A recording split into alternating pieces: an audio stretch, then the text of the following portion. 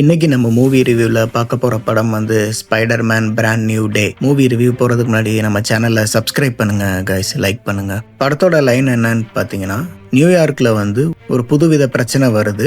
அந்த பிரச்சனையை வந்து ஸ்பைடர்மேன் வந்து வழக்கம் போல் வந்து பிரச்சனையை எதிர்கொள்கிறாரு. அதுக்கப்புறம் என்ன நடந்துச்சு, அதுதான் இந்த படத்தோட லைன். ஆக்சுவலாக இந்த படம் வந்து பார்த்தீங்கன்னா, நீங்கள் இதுக்கு முன்னாடி வந்த no way home, far from home, Spiderman home coming, இந்த 3 பார்ட்டையும் பார்த்தா தான் இந்த படத்தோட ஒரு கனெக்ட் உங்களுக்கு புரியும். ஏன்னா சில பல கேரக்டர், சில பல விஷயங்கள் வந்து இந்த 3 பார்ட் நீங்கள் பார்த்தா தான் இந்த படத்தோட விஷயங்கள் உங்களுக்கு புரியும். அட்லீஸ்ட் நீங்கள் வந்து லாஸ்ட் 2 பார்ட்டாவது நீங்கள் பார்த்தீங்கன்னா கொஞ்சம் அந்த படத்தோட கனெக்ட் உங்களுக்கு இருக்கும். ஸோ அதனால தான் ப்ரீவியஸ் இந்த 3 பார்ட்டை பார்த்துட்டு இந்த பார்ட்டை பாருங்கள். இப்போ இந்த படம் வந்து வழக்கம் போல் ஸ்பைடர்மேன் வந்து நிறைய பிரச்சனைகள் வரும், புதுசாக ஒரு கேரக்டர் வரும், அதை எப்படி முறியடிக்கிறாரு, சேம் பேட்டர்ன் தான் இந்த படமும். இந்த படத்தில் வந்து எமோஷன், லவ் இது கொஞ்சம் அதிகமாக இருக்குது. ஸ்டன் சீன் வந்து ஒரு 4 ஸ்டன் சீன் இருக்குது. 4 ஸ்டன்மே ரொம்ப அல்டிமேட்டாகவே பண்ணியிருந்தாங்க, ரொம்ப நல்லா இருந்துச்சு. இன்ஃபேக்ட் அந்த ஹல்க்குக்கும் ஸ்பைடர்மேனுக்கும் இருக்க சண்டையெல்லாம் வந்து கிராஃபிக்ஸாக இருக்கட்டும், அந்த ஃபைட் சீக்வன்ஸ் ரொம்ப பிரமாதமாக யூஸ் பண்ணியிருந்தாங்க. ஃபஸ்ட்டு சேசிங் ஃபைட்ஸ் இதெல்லாம் வந்து ரொம்ப நல்லாவே இருந்துச்சு. 4 ஃபைட்டுனாலுமே ரொம்ப நல்லாவே பண்ணியிருந்தாங்க. படத்தில் வந்து நடித்த கேரக்டர்ஸ்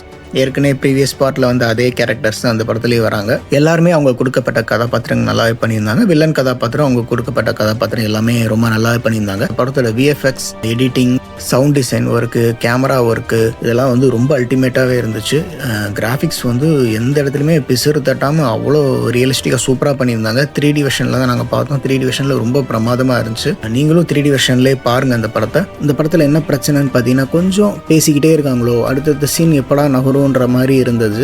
லவ் சீன்ஸ், எமோஷன்லாம் இன்னும் கொஞ்சம் கம்மி பண்ணிட்டு ஃபைட் சீக்வன்ஸை வந்து இன்னும் கொஞ்சம் அதிகப்படுத்தி இருக்கலாம்னு தோணுச்சு. மற்றபடி இந்த படம் வந்து டீசெண்டாக இருந்துச்சு. ஒரு ஒன் டைம் வாட்சபிள் ஃபிலிம். நிச்சயமாக நீங்கள் ஒரு முறை தேட்டரில் போய் பார்க்கலாம். ஃபேமிலியோட பார்க்கக்கூடிய படம் தான் இந்த படம். இந்த படம் வந்து தமிழ் டப்பிங்லேயும் அவைலபிளாக இருக்குது. தேட்டரில் இப்போ ரிலீஸ் ஆயிருக்கு. இந்த படத்துக்கு நம்ம கொடுக்க போகிற ரேட்டிங் வந்து 5 out of 3. மீண்டும் இன்னொரு ரிவ்யூவில் பார்க்கலாம். பாய்.